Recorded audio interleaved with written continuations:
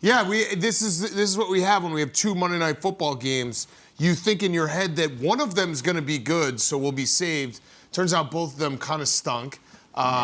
Especially, so the first game, the Bucks versus the Lions, that game wanted to be an over so badly. Yes. And there were so many moments where it almost broke out. But unfortunately for everyone in this room, we don't have any Bucks fans to talk about it. No, I wish we did. Because I'm looking and no one's wearing Bucks gear. Steven, what happened? I'm repping. No. After a loss, you have to wear your Bucks gear.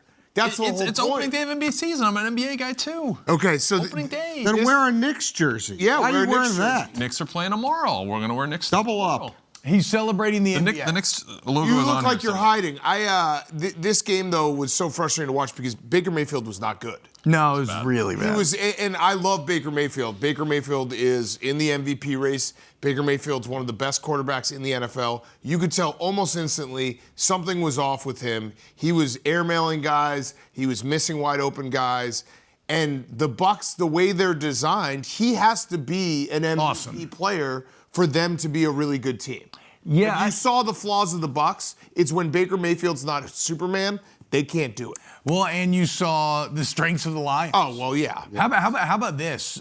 So Dan Campbell, Lions now 51 games in a row in which they have not suffered back-to-back losses. They're 13-3 when they play in prime time under Dan Campbell. They've won 5 Monday Night Football games in a row. Like, when the lights are brightest, do the Lions just show up? And this is the second time. Was Lions Chiefs? That was a primetime game earlier this year. They lost that one. So this is the second time though. Or wait, I'm talking about when they. lost to the Chiefs. Sorry. Yeah. Lions Ravens when they That shut was down Monday Night Lamar Football. Jackson. Yes. Second time this year we've seen Lions defensive coordinator Kelvin Shepard just put on an absolute clinic. Yeah. And shut down a very good offense. I'm also a bit biased there.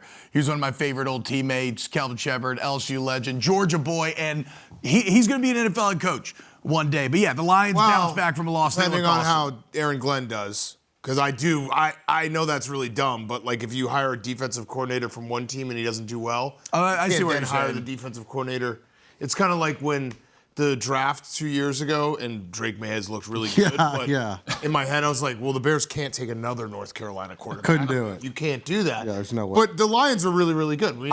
They're one of the best teams in the NFL. I think they're the best team in the NFC. Oh. Yes. Well, I have my That was rankings last night, later. right? I mean, that was kind of how that game was positioned, was the battle for that title. I don't think the Bucks are on that upper echelon tier. Well, they got the Bucks at the right time, though, Yeah. because as unpredictable as the NFL is, that game was as predictable as ever. Yeah. Like, Bucks coming off very injured, Lions coming off a big win at home. If you were on The the line was there was 6-point line for the Lions who... Yes, and I still felt good about the Lions. Agreed. I also had a take from this game, and I have a take from both games that I want to test on you guys. And you can tell me this is really stupid or whatever. Why did we not talk about Jahmyr Gibbs being the best running back in the NFL? I think he is. He is. And I think... Do we not? Well, Saquon usually is the answer. Jonathan Taylor's usually the answer. Well, I mean, I'm just saying. Okay. Saquon or McCaffrey are the only two other answers I will accept. But I'm saying Bijan. when you ask, if Bijan, you yeah. pulled 100 people, you think like more than 10 people would say Jahmyr Gibbs? No, they would say Saquon or Christian McCaffrey or Jonathan Taylor. Jahmyr Gibbs obviously splits carries, but he's played 39 regular season games now. He averages 100 yards a game from scrimmage and a touchdown a game. What? And he's splitting carries. He's so good. He's so dynamic. He should be talked about when people ask who is the best running back in the NFL. He should be the answer. I agree completely. And I think it's starting to shift a little bit, too. You're seeing David Montgomery less and less. Oh, yeah, because they realize how electric Jahmyr Gibbs is. You have to. And it's too bad for David Montgomery. I like David Montgomery, but you got to get Jahmyr Gibbs 20-plus touches a game. People laughed at the pick. Yeah. Laughed at Oh, yeah. The Lions it have been able to really shove it in people's faces with how they've built this team and how everyone was like, you take running back, you take linebacker, you're doing things out of order. They are clearly built for multiple years of success, multiple shots at this thing, which is the correct way to do it. I mean, look, Ja'Marr Chase has been incredible, but even the Penei Sewell Ja'Marr Chase debate from back in the day where it's like, what are you going to do? Do you go a line? Do you go receiver? And I think it worked out. Running down the line, running down. I wish he had gotten that block. He missed that block. Yeah, he missed the block. But that was, I mean, he is an absolute monster. Oh, yeah. He's a freak. I also think that the offensive linemen block better downfield when they're wearing all black because they feel skinnier. Yeah, Like he looked skinnier. it makes you last look night. faster. Yeah, Oh, right, absolutely. right. And then when you're all white, you look fatter. But, Yeah. but it's actually kind of tight because then you look bigger. I don't know. There's a little bit of give and take. You're slower in all white but bigger, faster but smaller. Yes. In the all black. The Lions didn't play their best game either. No. They left a lot of points on the board. The first half, what was it? A pick, a fumble, a turnover on downs, and a missed field goal, and yet they're up 14-3. Yeah. Half. Like, that's insane. Yeah. It's a lot of crucial errors that should have made that a close game, but Stevens' Bucks could not follow through. Steve, are you at all worried? Mike Evans now going to be, it looks like, out for maybe the entire year. Are you at all worried? Wait, is he? No. Oh, he's got a he's gonna be out. concussion, right? Most of no, the season. broken clavicle. So Oh, collarbone it's broken clavicle. broken. But in the post-game presser, Todd Bowles said, we'll see how things goes, but we expect he's not out for the year. He could, based on his injury, he could return like late December. Yeah. So Things go the well. problem with Steven is whatever the best case scenario is for a injury return, he will take that and be like, oh, this is going to be incredible. He's going to be back. It was some. I mean, he's 33. What? 33 years old? 34 years old? Yeah. Like, yeah, you could take the best case scenario, but there's a chance he might not have the best case scenario because he's 34 years old. Okay, well then, good. He'll be back for the playoffs then, because end of December is we're talking about week Hell yeah, 16. Good luck trying to keep him down. So yeah, I mean we're fine. The Is reality it is, too early? Like you thought you were going to do it? No, it's just the fact he's not wearing the Bucks gear really pisses me off. This was going to be this was decided 2 days ago when I wore my Bucks stuff yesterday. That the sweatshirt that I would have worn today, it was decided that it's NBA opening night. I got This guy wears Bucks things every single day. You can't go on national television and be like, no Bucks gear today. But he is doing our NBA preview. To be fair to him, I got to make him talk about skinny Zion and stuff later on in the show. Are you at all worried that injury is going to ruin this season? What could be a championship? The injuries have derailed. I mean, I don't want to say they've ruined the season because they were 5-1 going into last night. But right guard, right tackle, both of our top wide receivers. Like Ibuka played last night, but he wasn't the same guy. Evans played last night. He got hurt pretty quickly. He didn't look the same. Bucky Irving out. Like there have been a lot of injuries that this team has persevered through. The next man up mentality. They're going to have to keep doing this. But it's been if you would have talked to me before the season started, said we're going to be 5-2 despite these injuries, I would have taken it every day. That's fair. What about how about that review last night? Oh, the double which review. one? The double review. Oh, we can't do this because Steve's going to say, and it was used very clearly didn't get to the first down. So I don't care about, I thought the calls were right.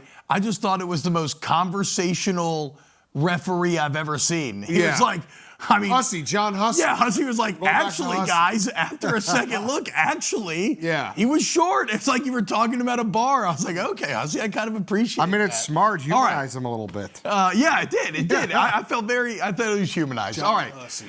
So the second game of the night, the Seahawks take care of business against the Texans. Texans offense, man, it's 27-19. Texans offense is just a disaster right now. It is inexcusable to have the number one scoring defense in the NFL and be 2-4. Your pinky toe is a pinky. No, your pinky. Dan, yeah, no, it's looking fine. very safe. Safe. This is a really, really tough offense to watch. I said it at halftime. It's like this is going to test America to stay up late to watch this Texans offense, and they did just enough to hang around where you get the fumble in the strip sack in the end zone where they made it closer. I was right about to turn off the TV, and then the Texans did that. And I was like, oh, I can't believe I have to keep watching this game. The Texans are, they're just a flawed football team. It feels like they're just out of order, and I don't know how much you put on C.J. Stroud because he's clearly not the same guy that he was year one. They can't run the ball. Can't run the ball. The offensive line cannot block for him. They don't have impact wide receivers outside of Nico Collins. But also C.J. Stroud misses a lot of guys. Yeah. Like all those things happen. So you can't say it's all the surrounding parts for C.J. Stroud and not say C.J. Stroud has also not played great at times, which he has not played great at times. It's just so crazy because after he just felt like such a surefire thing. Yeah, we get a little ahead of ourselves in this league. We get a little ahead of ourselves in this media business. He had the video where he's talking to the guy about watching his podcast in the offseason and how he's disguising coverages. I was like, oh, this dude's a genius. But we got to talk about Jackson Smith-Njigba. So that was my other take. Because he's the best receiver. He's the best wide receiver. That's my take. He's the best wide receiver in the NFL. Oh. Yeah. Because in the NFL. That answer would be Ja'Marr Chase or Justin Jefferson. He is leading the league in yards by a lot. I love CD. He is top 10 in. Oh, you're a CD I'm guy. a huge CD. He's top 10 in touchdowns. He's I think third in receptions. He has been absolutely lights out this year. He's been great. Credit to them for evaluating that too. You know, getting rid of DK. Yeah. They knew what they had, so. Right. They have a true bona fide number one in Jackson Smith-Njigba. He is absolutely incredible this year. And I don't know if he's actually, because you got to do it for longer than whatever it's been, 7 weeks. But I think we might look up at the end of the year and be like, he was the number one receiver this year. 500-yard games. I think that's already the second most in franchise history for a receiver for Seattle. And you mentioned credit to him. Credit to Seattle in general, right? Like you said, being willing to split with DK, investing in Njigba, and then going after Sam Darnold, who's been really solid. Like, maybe he's going to be limited on the biggest stages, but, like, they're 5-2. They're winning. They're really good. Yeah, I mean, the Vikings would like to have Sam Darnold. I would say so, dude. Like some ballsy moves to some extent. Yeah, John Schneider, their GM, is a really, really smart guy. Yeah. And he runs a really good organization where it's like, They obviously only got one Super Bowl, whatever it was, 10 plus years ago. Should have, very close to 2. But I think it's an old, like Theo Epstein used to say this, where it's like you got to get to the playoffs every year. That's the goal. Yeah. Because you don't really know what's going to happen once you get in the playoffs. The ball can bounce, your way one year, not your way the next. But if you can stack enough playoff appearances, you're going to get a shot at this thing to actually win one. Yeah, it's an odds game. Right. It's an odds game. And Seattle feels like, they haven't been in the playoffs, or they weren't in the playoffs last year. Were they in the playoffs the year before? It's been a couple of years, but they have been consistently right there at the end of the season where they're close or in the playoffs and giving themselves a chance to compete. Well, and even like splitting from Pete Carroll now seems like another excellent move. So are we talking enough about how they're the most surprised team in the NFL? You think they're the most surprised team? I kind of do. Oh, I don't. Think about it. When they got Darnold, everyone was like, ooh.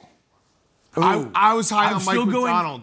Were you? Yeah, I think he's such a good defensive coach that I was high on them. I guess I was just higher on KOC. For Darnold. Yeah. Yeah. It was very much like, ooh, I don't know how that's going to work out. Surprise team. I mean, in the NFL Colts right are now. still Colts have to be Colts number one. are still, Yeah, know. And actually, I would leading the league in scoring. It's insane. I'd actually say the Panthers in the NFC. I can't believe they're 4-3. Look at them, dude. Right when the podcast quit, dude. Yeah, I was higher on the Seahawks going into the year. Were you? Yeah, just because I really do think he's a really, really smart, good head coach that's going to be there for a long time. Yeah. I mean, you can see it. Like, Baltimore fans miss him so bad. And Baltimore fans, Yeah. are like, hey, get John Harbaugh upstairs and bring back Mike McDonald. Poor Stavvy. Yeah.